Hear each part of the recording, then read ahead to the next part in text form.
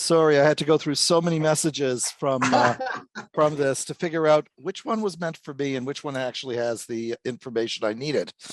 Finally found that. I'm also asking my friend Aki to join us. He will actually physically be in the hydroponic container. So I'm just waiting for his acknowledgement that he's got, there he is. Okay, Aki's starting now. Yep. Yeah. Hello, Aki. Okay, so let's get started. I think we have everyone here. Thank you for joining, Aki. Okay, I'm supposed to introduce you. Go right ahead, do whatever you can.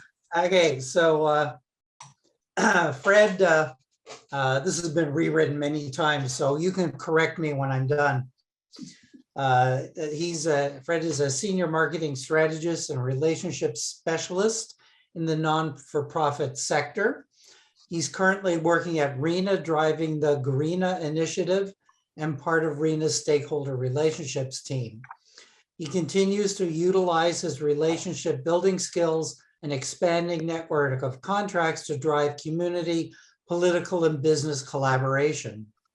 Fred is one of the co-founders of Holocaust Education Week, now entering its 43rd year, as well as a co-founder of the UJA Federation's high-tech division. Fred has said, my commitment to community was developed through my years at Chat, and it has subsequently carried into many areas of Jewish community life. As part of the Climate Project Canada, Fred received training by Al Gore, presented to over 2,000 students on the topic of climate change, and presented a Canadian startup at an Israeli clean energy conference in 2011. After 32 years at IBM, I had 9 years at IBM, Fred retired as a worldwide marketing executive. He broadened his community focus to include time on the executive of a local ratepayers association and created a number of York Region advocacy organizations and ran as a Vaughan local and regional councillor candidate in 2018. He was also part of the City of Vaughan Business Mission to Israel 2013, working with Centennial College. Married to Reena, father of 5 children and a grandfather of 8, Fred is a graduate of University of Toronto Department of Computer Science and holds MBAs from Queen's University in Kingston, Ontario, and Cornell University in Ithaca, New York. Now, did I make it too grand for you? No, that's just fine, but it's not contracts, it's contacts. So that's okay. Sorry. And my condolences, you had to survive 9 years. Imagine what it was like doing 32 at IBM. Yeah, well, as I say, it might be my mild case of Lex Dizia. There you go. And I'll ask Aki to introduce himself when we get to his section of today's topics. Hopefully, many of you, I'm going to now share my screen. So enough of seeing me. Now you can see all the, host is disabled participant screen share. Hold on, That's not nice of the host. I made you a co-host so that you can share your screen. Let's see if that works. Let's see if that'll work. Okay, let's try now. Hold on, let's try again. There we go. Okay. And you can also make Aki a co-host because he'll need to be able to also potentially share as well. Okay, I just want a quick show of hands. Can everyone see the opening page? Yay! Yay. Okay, quick show of hands. How many people are actually familiar with Reena? Oh, you're talking about Reena. Reena, the organization, not GReena. Reena itself. If you are not, here's your one pager.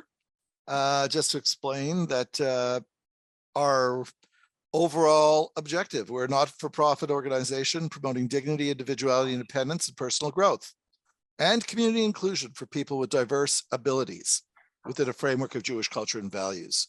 We have 431 full-time and 272 part-time staff broken, and as well, we are broken into 4 areas. The main service organization is Reena itself. Reena Foundation is the fundraiser, Batai Reena is our housing arm, and Chai Tikva is our mental health arm. As of October of 2022, we were providing home with supports to 553 individuals. We also had outreach to, in 2022, to about 300 people, whether virtually or in person. And we also offered respite services to about 80 families who require it.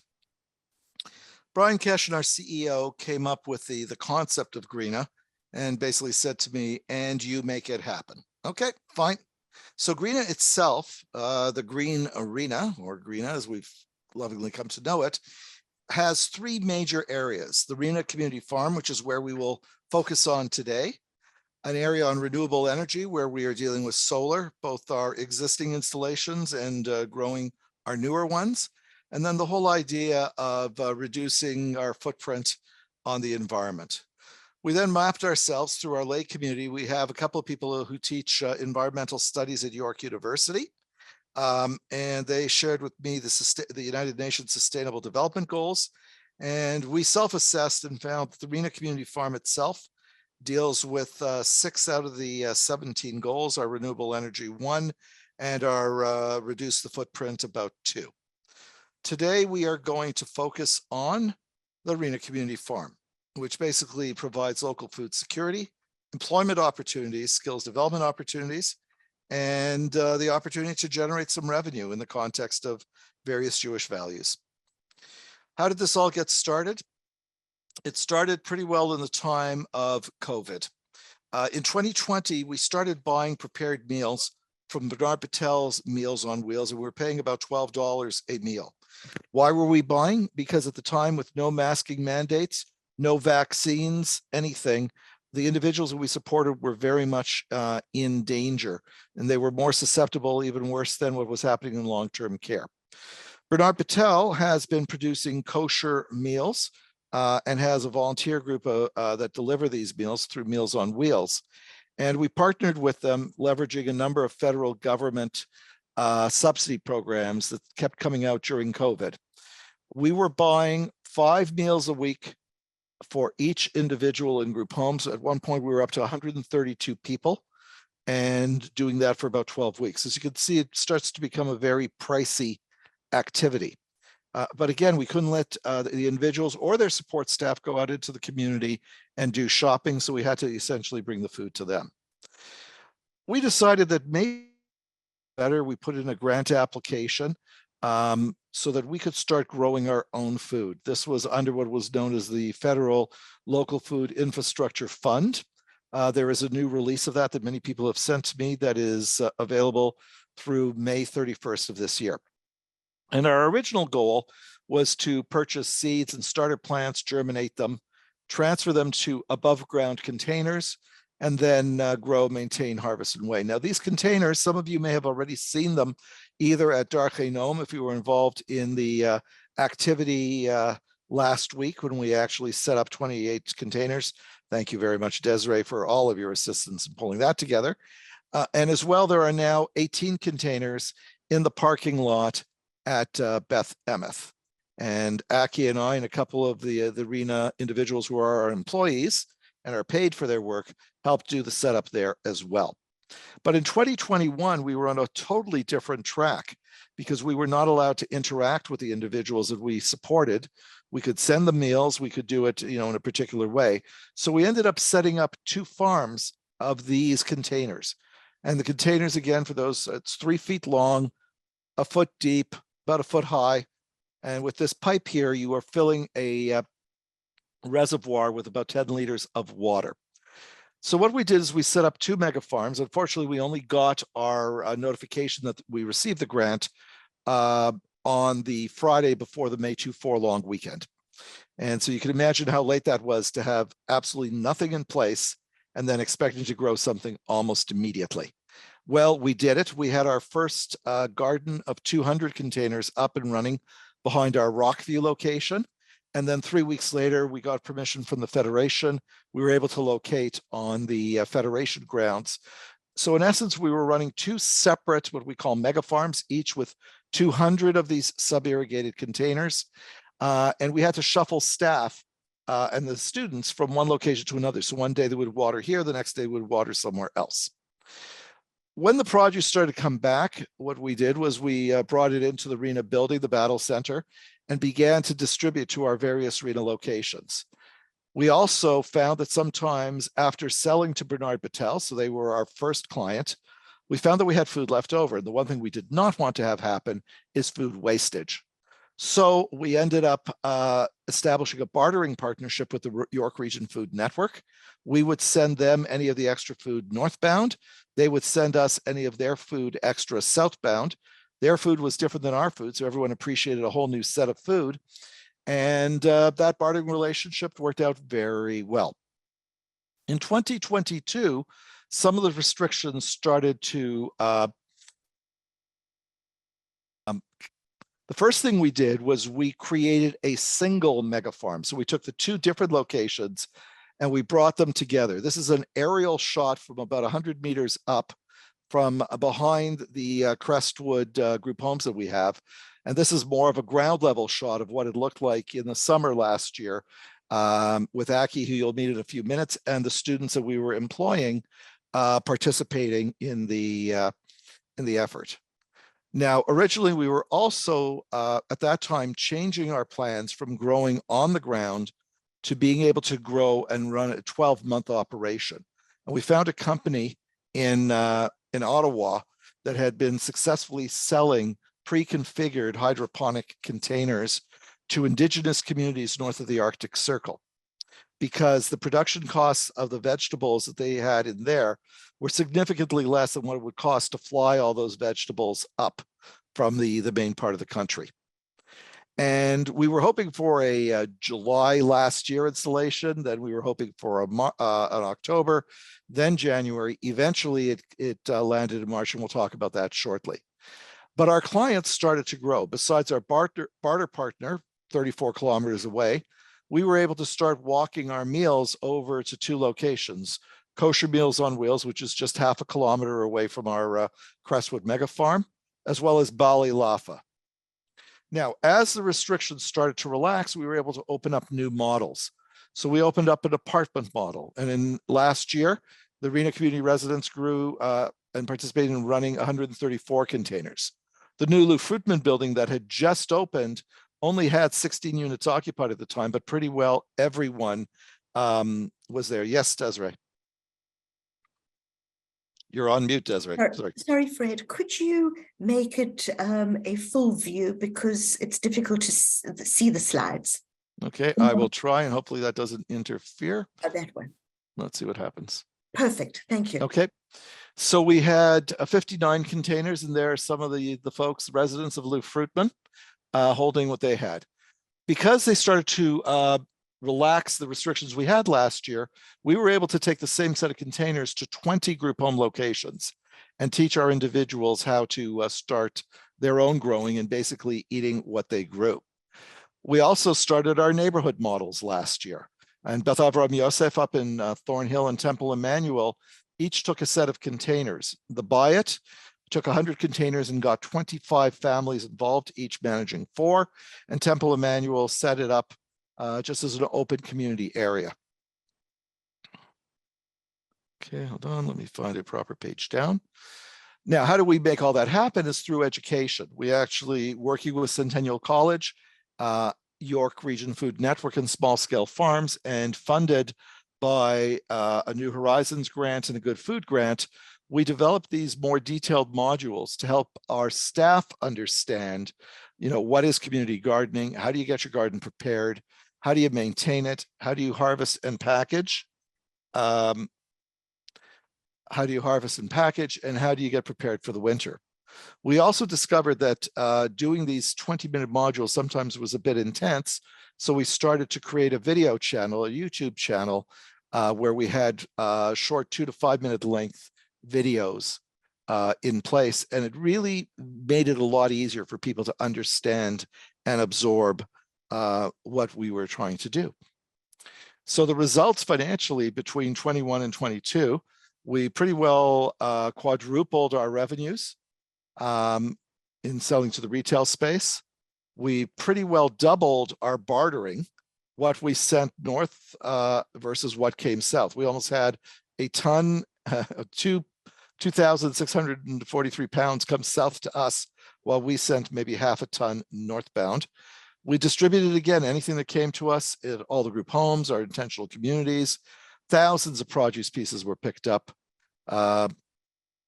This year, as we come into 2023, Reena will be managing just under 1,000 containers. As we spread out to the homes, you'll see it's a mixture of beans, cucumbers, eggplants, onions, peppers, tomatoes, and zucchinis.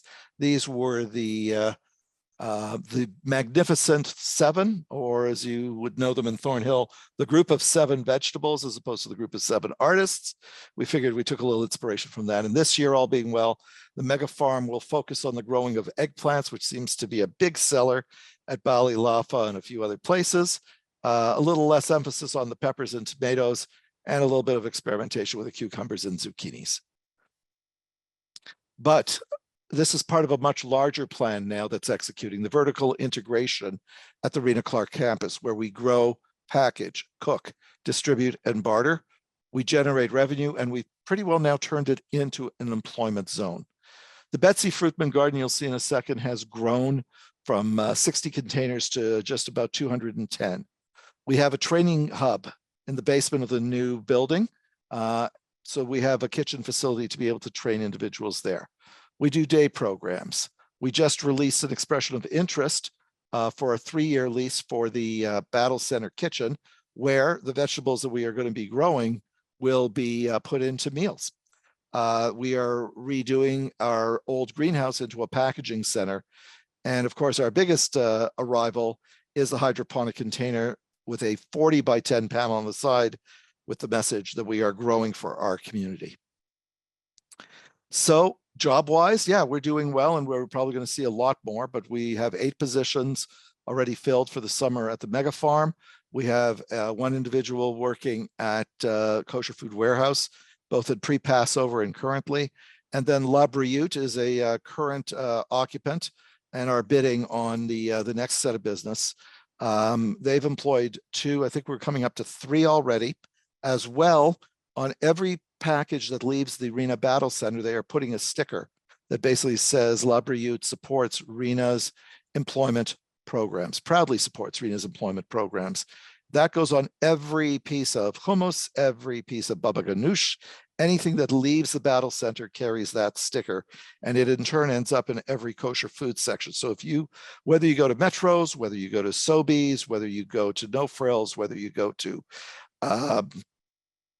Freshco, and you go to the kosher food section and prepared food section, you will see the La Briute product along with the Reena sticker.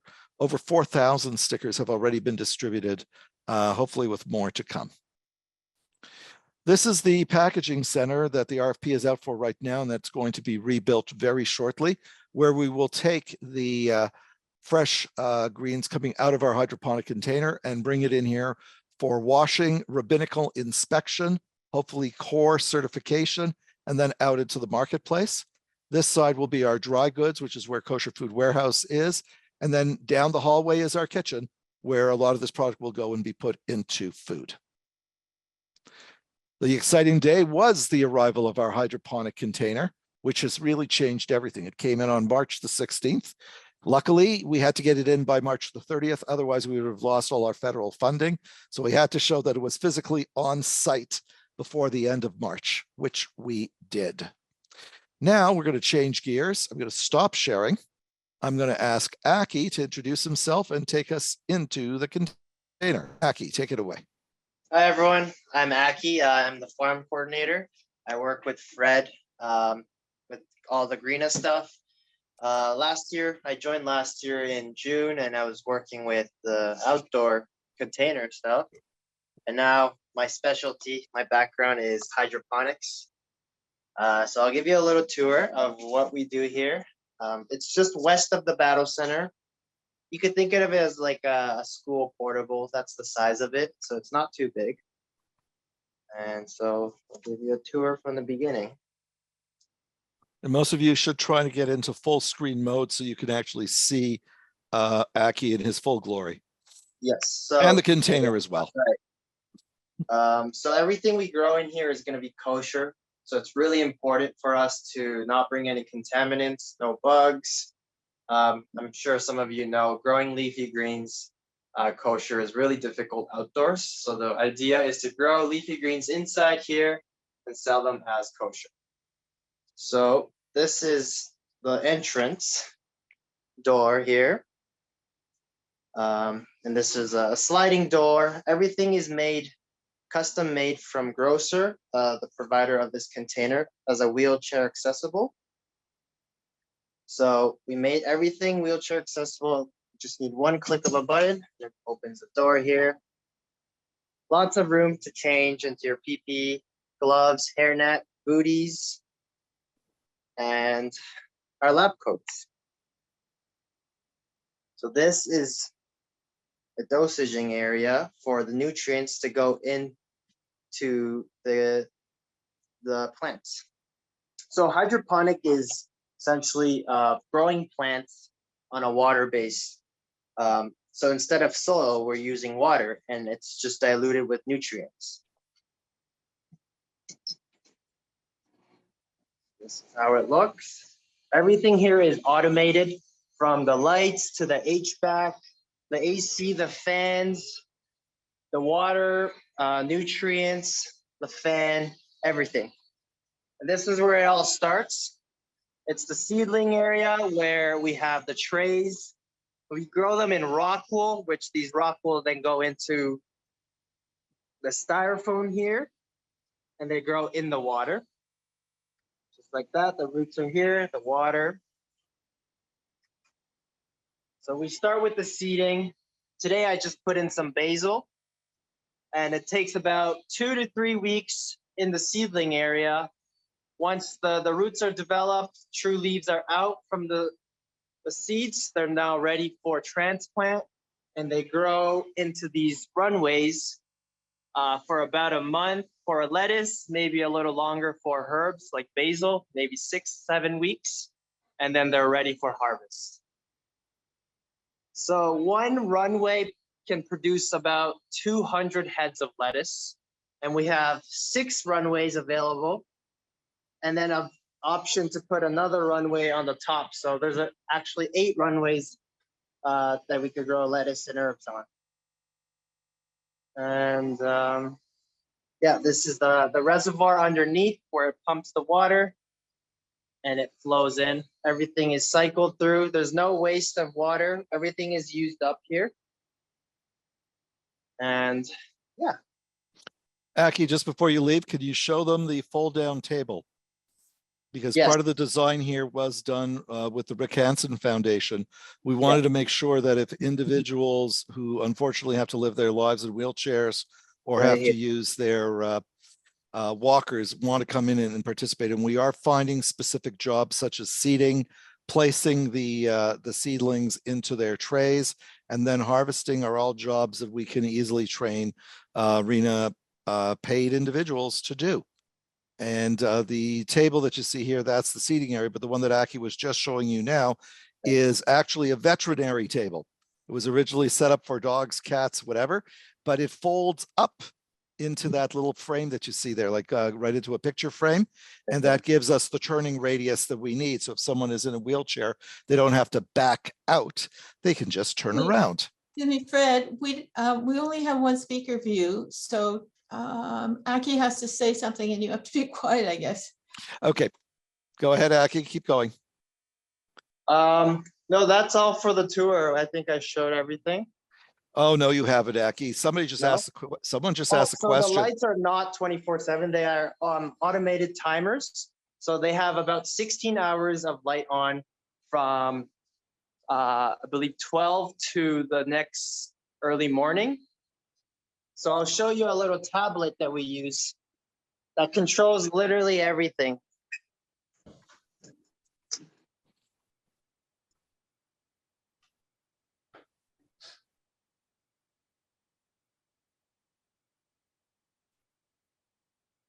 So right here, it shows us everything that we need to know about the plant health, or sorry, about the nutrients.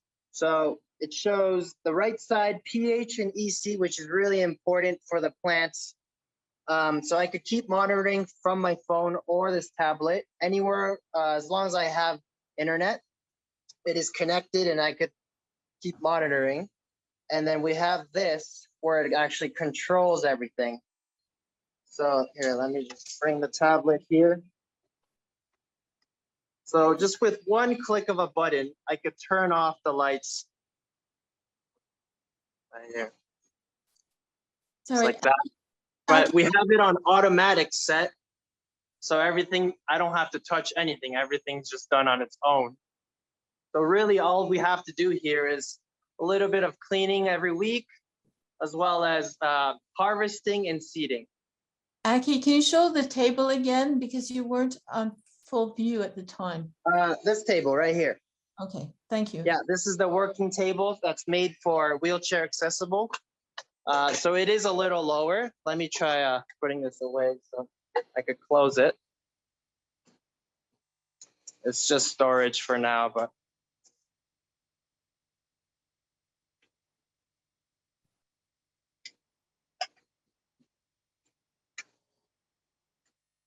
Goes like this.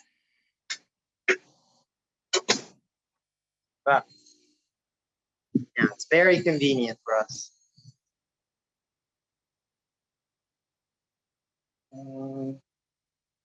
Okay, Aki, I think that's about it.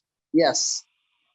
Okay, again, thank you for taking the time to show the container. Let's just finish off the presentation now. Okay, thanks everyone. Okay. So many of you may have heard that this is Reena's 50th year, and this year our plan is to give back.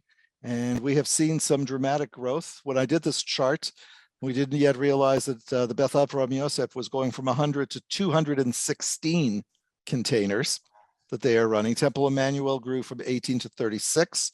Darchei Noam just got their 28 installed. Beth Emeth doing their 18 in the parking lot. Adith Israel is going to be working with a daycare center for children with developmental disabilities who will be partnering with us, and they're going to be growing through the summer. And JF&CS, Jewish Family and Child Service, is going to deploy 20 of these containers to one of their locations at 877 Young Street. Come on, next slide. And we do a lot of joint activities. 2 weeks ago, we actually did a painting activity. So if you thought our above ground containers were bland, and Desiree, this is an option for you guys too. Yeah, we found special paints that we can use, and we had the whole community together. We had the BEBY synagogue. We had about 15 families come out, children and grandchildren, together with NCSY Torah High, which gives out credits, and Yachad, which is an Orthodox group that focuses on Orthodox children with developmental disabilities. And we all worked together, painted about 35 containers. We did it at Reena because it was raining outdoors that day, so we had to move it indoors. But it was quite the community gathering.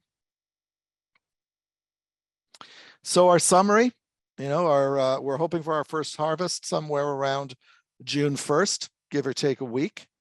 We are adding programming space so that we can do more around the 400 containers of the mega farm. Our apartment model, we are at RCR now have 26 out of the 60 units participating. A reduction in containers to 111. Lou Fruitman is up to 211 containers. Residentially, Aki just advised me that we just added our 28th residents on this. So we're almost at 80% of the Reena residents are participating with a minimum of 4 containers, a maximum of 20. So we are somewhere in the 214 range. We're going to be experimenting with a balcony model with our supported independent living. I've already taken you through the neighborhood, and we are working on a friends and family for those who'd like to do this at home. Okay, next slide. So wrapping it up, our ongoing initiatives align well with the UN stated goals. We hope we are making some good progress. We would not have been able to do this without initially getting funding from the federal government. And from there, we were able to leverage that funding to get York Region, City of Vaughan, the Regional Conservation Authority to go. 2 major donors, the Azrieli Foundation and the Robbins Foundation, have contributed, and then intellectual capital to help us non-farmers figure out what to do came from the York Region Food Network and small scale farms. So last slide, any questions? And that is, that's the story. That's pretty good. I've got a couple pictures I can share. Let me share screen here for a second.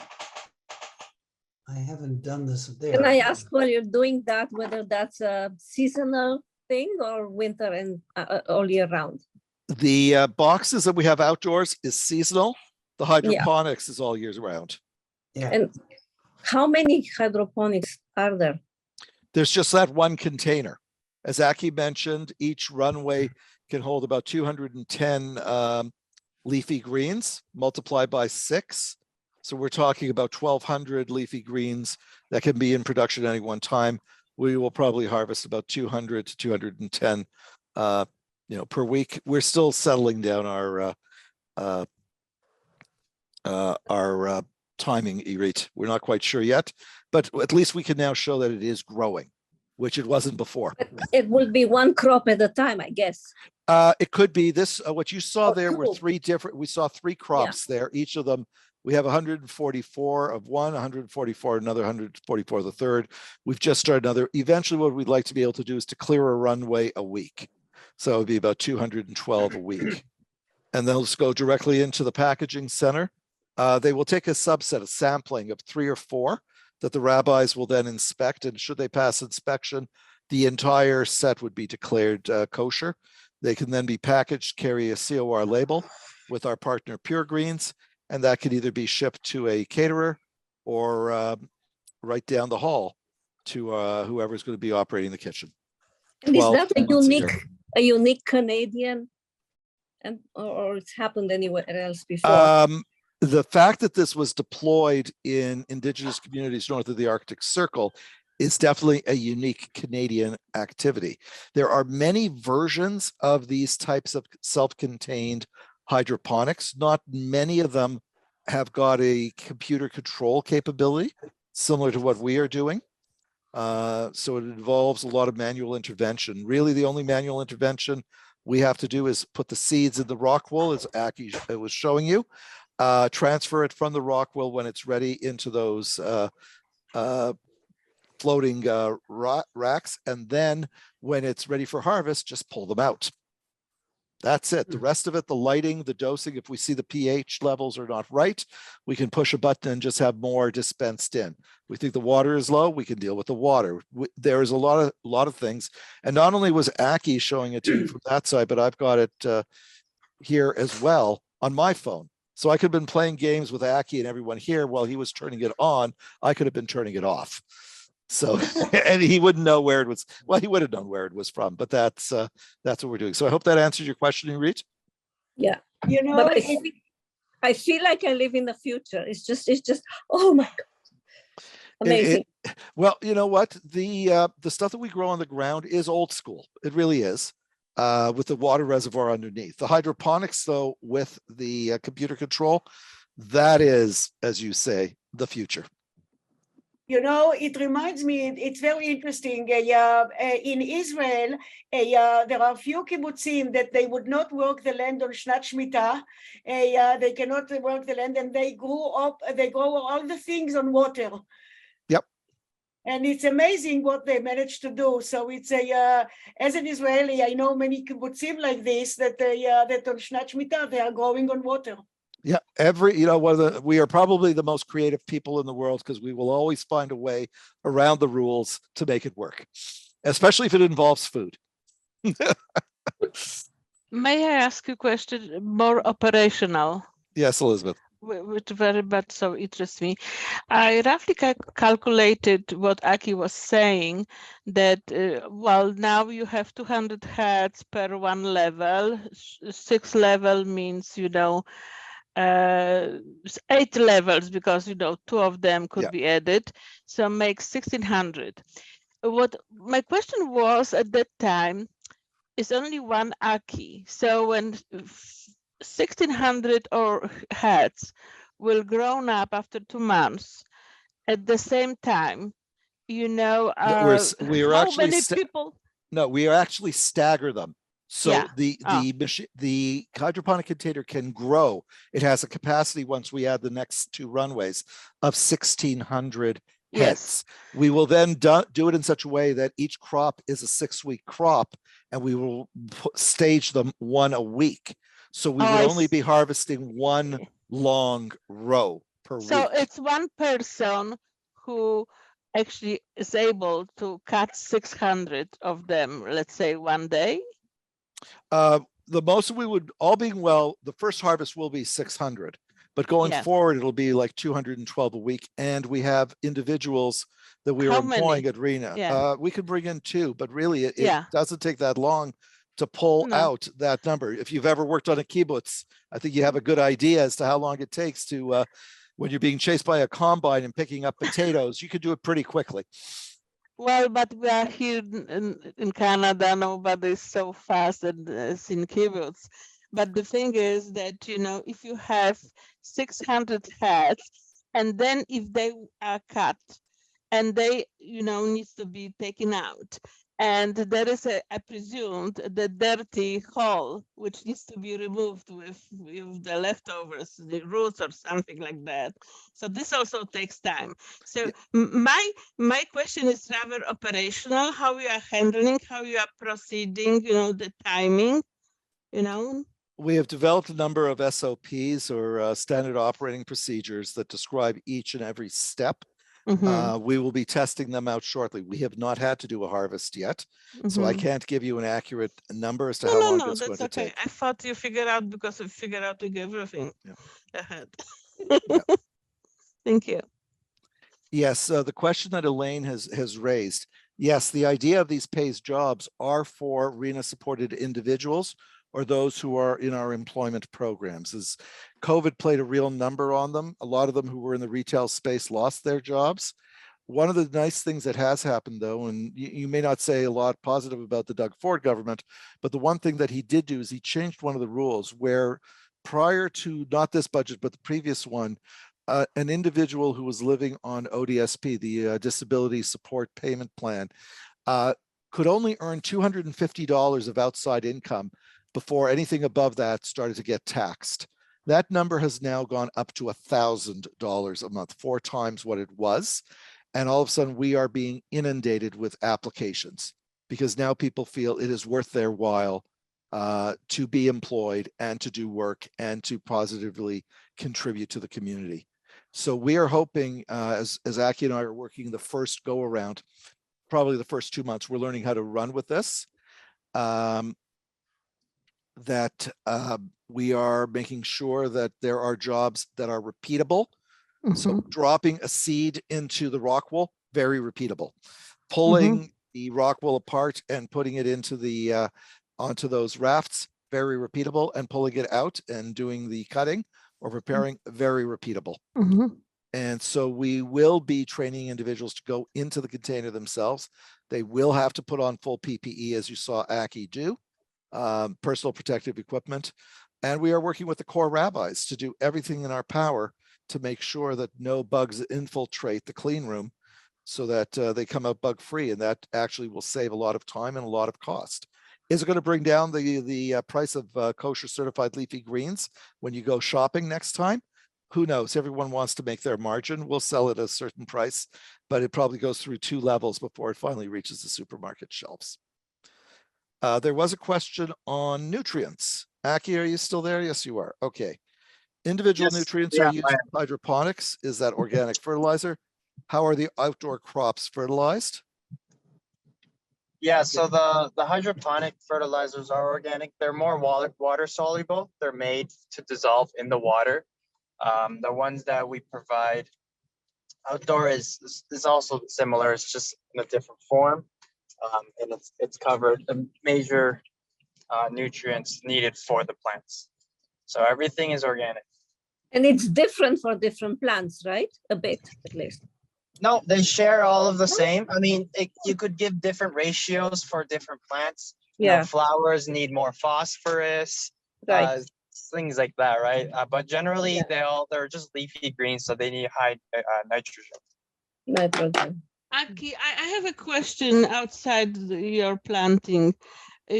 Chestnut, what kind of fertilizer you would recommend for chestnuts? For chestnuts, I've never personally grown chestnuts. Yeah. You have a chestnut tree? Yes. Yeah. And Okay. and they were put, into the soil the same day, the same time. One grows a little bit slower and the white one grows faster. So my philosophy is that the pink one, because has a quite immediately hedge at the back, so the roots are actually not very happy. The hedge roots are not happy with the newcomer. But I don't know. That's why I start thinking about to help. It's location. Yeah, it could be the location, it could be the soil, it could be the sun. But it does take time for trees to kind of adjust to the soil. So give it some time. And if you don't see any change by the end of summer, then you could change. Like, it's different factors causing different things. So it's good to experiment what works. We can eat chestnuts too one day. Yeah, roast them. I want to roast them. Yeah. It must be Hungarian. No, that's if we had a paprika tree. Fred, can I just ask you about Beth Emeth, the 18 containers? Yes. What is going to happen? Is that going to be part of the professional team at GReena that continues to take care of the 18, or do we get a chance to open it up to the community? Well, I think the key thing is it's up to your creativity at this point. We have not planted anything in them yet. They are just there. We haven't even put water into them yet because the water still has to be extended by the custodial staff at Beth Emeth, but they were placed in a way where a water hose can reach them rather easily. The real question is the coordination. We have been trying through Candace and team to get some individuals, some families, whatever, to show some interest in taking some responsibility. We did that at BEBY and we got 25 families.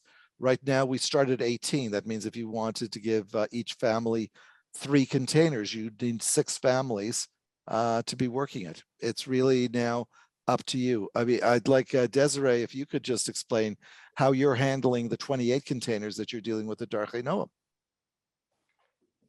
Well, I can Sure, add a few answer the things question. after her. So the 27 containers that we're growing it as a group. We have 18 volunteers. We're growing it as a group in total. We will distribute the produce first to the volunteers, secondly to our community kitchen for our kiddishes, whatever the plural of kiddish is. And then thirdly, we were going to have bushels of produce in the front of the shul on Shabbos so that anyone can anonymously just pick up whatever they want. So it's not family specific, it's actually the group of people. Do you want to say more, Joe? Yeah, I just wanted to, I'm going to share my screen to show you something that might interest you. I got my own bin, and this was 2 weeks ago where I planted a mesclun lettuce mix. They're now up to the top edge of the container. And I usually did this in a pot, but this is much easier because you can see the little fill pipe there is easy to water. And the result is I can have lots of yummy lettuces all summer. And also, what are we going to plant? Well, every year I start tomatoes under lights, and they're actually a bit larger than that now. And I've got about 9 varieties that we're going to be growing at Darchei Noam, some cherry tomatoes, some heritage varieties. And you can't see, but you see over here, there's a couple little pots. I've also got 2 kinds of cucumbers, one called Summer Dance, which is a long English cucumber, and another one called Kuka melon. And they're about an inch long, little funny little, and you just pop them in your mouth. So that is what I'm going to be adding to our growth at Darchei Noam. So I'm going to stop the share now. So, but I think the key point, the key point though that you've made, both of you have made, is that it does take a group of volunteers, whether volunteers who take on the entire little farm or volunteers who take on the individual containers themselves. But it is an element of community responsibility that can make this work, especially in a synagogue setting. Yeah. So how did you get those 18 volunteers? Can you share that story? Hilda, is surprisingly easy. Darchei Noam is a very, very strong congregation. I sent out the email and I've got the 18 volunteers. We did start off with 5 gardeners who've always been part of the garden group. We are weekly talking about the garden in the newsletter. So we have a weekly newsletter. Every week we have at least a paragraph on the garden. I guess I have provided some expertise because I've been growing vegetables for 40 years. I mean, it's one of the things I really know how to do. But I think that going back to, you asked a question about, is this innovative? Sorry, someone else asked the question, is this an innovative project? I think that what Fred could even talk more about is how the clients of Reena now have occupation which is financially remunerative, and they are finding work which is so enhancing of who they are. And it is, I mean, they're receiving education, they're receiving good work, they're receiving good food. The whole project's vision, I am going to say, has been realized by Fred, and I think it's awesome. So that was my piece. I can also add that if anyone wants to start a garden box yourself, that costs about $96 without soil, but comes with fertilizer, and they're really easy to set up. And I mean, I expect to have lettuce and cucumbers out of that box all summer. And I've got another garden where I'll plant my tomatoes. There is nothing better than picking a tomato warm from the sun and not even getting it into the house before you eat it. So have you been a gardener for a long time? Oh yeah, for a very long time. I have an old friend I met back in university, and he and I in December start to pick which tomato varieties we want to grow. We go to a lot of heritage varieties rather than a lot of the crossbreeds. And there's been a number that we plant every year, and a different color of cherry tomatoes. There's a dark purpley tomato called Black from Tula that's really, really good. Striped German is another one that's excellent. Another one called Persimmon that we grow. So there's lots of really good varieties. I tend to buy seeds from Vezi's in Prince Edward Island. They have a really good stock. Yeah, there are a lot of seed companies. Joel, I have to absolutely agree with you. There is nothing quite like picking your own and then eating it. And we had the same issue. We would pick the cherry tomatoes. They wouldn't even make it into the house. They were as sweet as grapes. Let me tell you, they are so good. And then one year, as the frost came, I had enough green and slightly ripened cherry tomatoes to make 2-gallon jars of dill pickled tomatoes. Wow. And to keep them, I think they call them a mix of, they call them tom olives, tomato olives, and they're really good.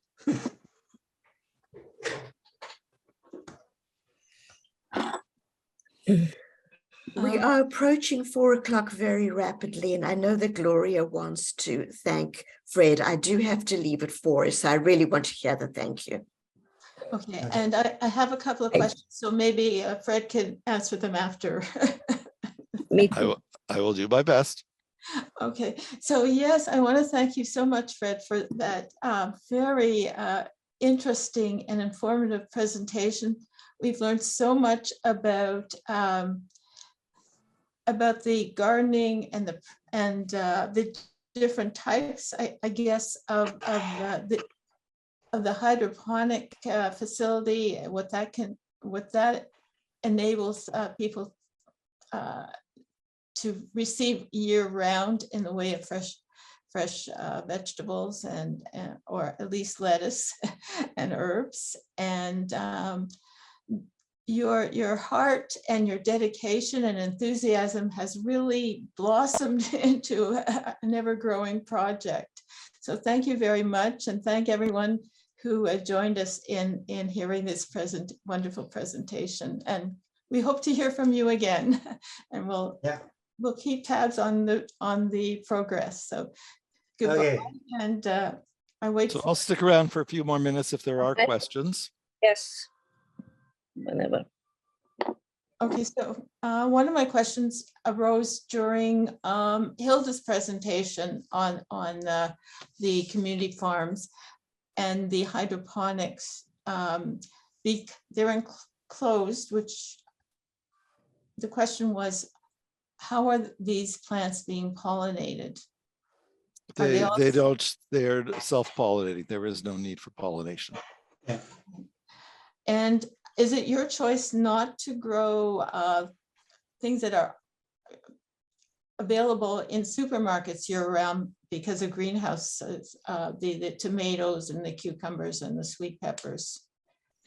No, we don't fear the what's out there from the perspective of growing things that are already in the supermarkets. We think that the hydroponic container will actually be growing things that are not in the supermarkets, or if they are, they have to travel a very long way from California to get here, whereas we can just ship them down the street in Clark. And they are kosher. Yes, right? That's another thing, is that all being well, when they leave our premise, they've already been checked by the rabbis. And again, if you have a skin or a shell, those don't need to be checked. It is just the leafy greens that really require rabbinical review and certification. Yep. Yeah, they check, especially certain lettuces get bugs very easy down inside, like romaine. So actually, when kosher cooks use romaine lettuce, they have to take each leaf off separately and check it and wash them before they can use it. Yep. I can remember as a child, my mother wouldn't buy raspberries because she said they would have insects. So she grew up in a very kosher religious home. So, will you grow tomatoes and cucumbers, that sort of thing, in the winter, or you mentioned other? No, we are staying very focused from a dollars and cents perspective. We will stay focused on leafy greens and making them available to our community or whoever else is interested in buying them 12 months a year. The idea of the container itself was to be generating revenues so that we could actually pay for the outdoor gardening and have the whole thing financially self-sufficient. Now, you mentioned future vegetables that you're considering that wouldn't be normally available. Yeah, so we've got a whole bunch of different seeds that Aki and I can pick from. And some of them are quite exotic, but they work very nicely in the hydroponic container. So I'm sure if we put them out, there would be some cooks who would say, "Ooh, that looks good," and we'll probably buy them. But again, Reena is not a retailer. So what we're doing is we partner with someone who is. We sell them the produce wholesale. They handle the retail sales. And we just make our money to make sure that what we charge them at the wholesale level more than recovers the cost of what it took to produce them. Now, I'm confused about the LAFA and the products that will have their name. Now, Reena is producing the actual spreads, the hummus and the baba ganoush? No, we are not. We have a kosher kitchen in which those can be produced. And we will then have Reena individuals employed as part of the process, whether they won't be actually cooking it themselves, but let's say the batch is finished, they will scoop it into a container, shut the container, seal the container, label the container, and put it into a pile, and out it goes. So they participate as part of the crew at in the Reena Battle Center in the kosher kitchen. Okay, so where does the restaurant come into that? The restaurant is a separate channel. That is our outdoor caterer type channel. So there, what we do is from the mega farm at on Crestwood, Bali Lafa, for example, is at the corner of Crestwood and Bathurst. We just put all the eggplants in a cart. We roll them across a parking lot. They take them out of the cart and they put them in. If you haven't seen that before, I have a video to show you that exact from farm to table process. It happened on August the 19th last year, where we not only had the students do the harvesting of the eggplants, we took them out of the farm early that, and they got to have lunch served to them. And Wow. what was served to them was what they had just harvested an hour earlier. So With you beautiful garnishes and everything. It was so good. And you couldn't shorten the travel distance more than that. You can't get any, from a farm to table perspective, you cannot get any shorter than that. You really can't. And Well, that's as close as grabbing the tomatoes from your garden, eating them before you get back in the house. Yeah, Okay. Joel, I have to agree with you on that. That's very, very close to that one. You're right. Yeah. And I'd be interested in seeing the video, but before you do that, what is the Rockwell composed of? Rockwool. Aki, do you want to give a quick explanation of what the rockwool is? Yeah, sure. It's basically the insulation of a house. It's made specifically for plants. It's just a medium that is used instead of soil. And it's great because it holds a lot of water. It gives a lot of air to the roots, and it's meant to be in the water. Thank you. So can I, Joel, with I know we're past 5 o'clock, but Quick question. I thought the team was interested. I'm going to see if I could put up the video.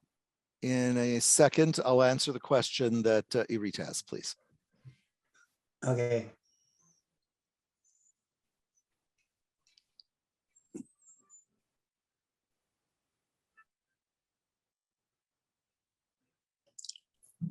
Yeah, I don't see a video yet. No, I haven't shared the screen yet, but I wanted to answer Irit's question first. Oh, okay. So my question is, I live in Thornhill, and I am asking whether you need volunteers. I'm so close to you, and it's so exciting. And I also used to be an occupational therapist, so it helps. So Irit, we now have a new intake person at Reena who handles anyone who's interested in becoming a volunteer, because we have to put them through a process. Yes. What I will do, Joel, I'll send you the information if you want to then distribute it, because I don't have all the email addresses. Yeah, But I'll make sure. So Irit, all you need to do is then drop an email to the person saying, I would like to volunteer for Reena. They will put you through whatever the process and training is. Yeah, I can make it there. Yeah. What's her name? Her name is Rachel Karstedt. Okay, well, if you send it off to me, we can forward it to people. Okay, let me see if the audio will also come through here. So let me do a share screen. And if you can also give me the thumbs up once I have the video going. Okay, here we go. Let's give this a try and see if it works.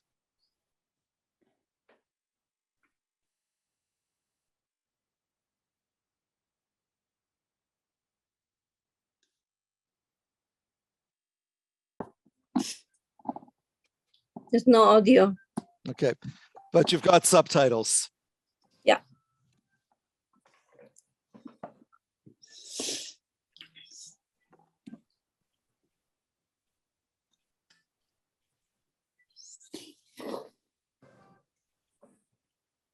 I think we saw this video when we had our presentation at Beth Emeth.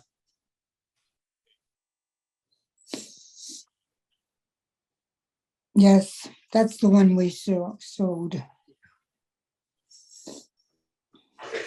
I'm gonna nip away for a second because I got to start the rice cooker for dinner. Yeah, it wasn't that exact video, but it did show the operations within the restaurant. And I caught a glimpse of Sophie. Can you also show the one with her in particular?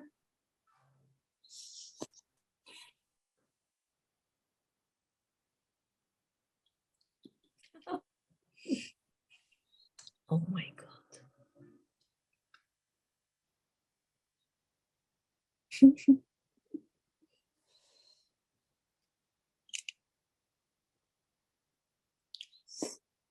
Yeah, that's where they're in the restaurant.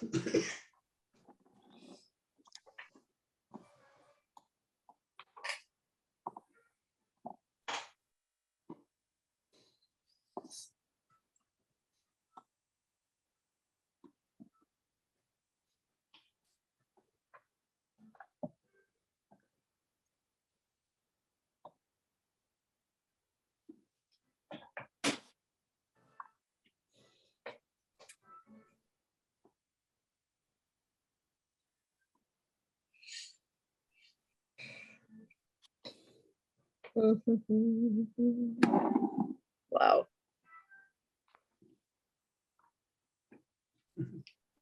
Yeah, if that doesn't bring a tear to your eye, I don't know what will. That's lovely. Nothing. Okay. So Unbelievable. Yeah, it's a lovely presentation and it's making me hungry. okay, well, I gotta do dinner soon, so. So folks, I want to thank you for the opportunity to present. Aki, thank you for taking the time to be in the container and giving the live tour. You should know we have IT infrastructure in there, so he's connected via Wi-Fi when he's actually in the container. And we can get more work done in the container because nobody can find us. Has he grown more since he started working in the container? Maybe. Not quite sure. Aki, have you been taking any of the minerals that they make available to you in there to help you grow? No, I don't think he's going to respond to that. I think he's, although he's on, but he's not tuned into our humor channel here. Sorry, yeah, maybe. Oh, there he is. He made it. Oh, nice.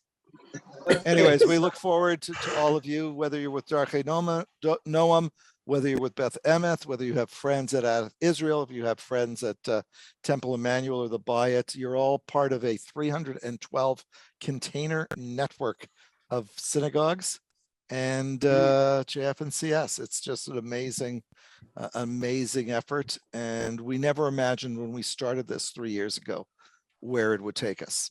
During COVID. Yes, during COVID, especially during COVID. Oh, yeah. So I can hardly wait to start tasting the veggies and the fruits and especially tomatoes.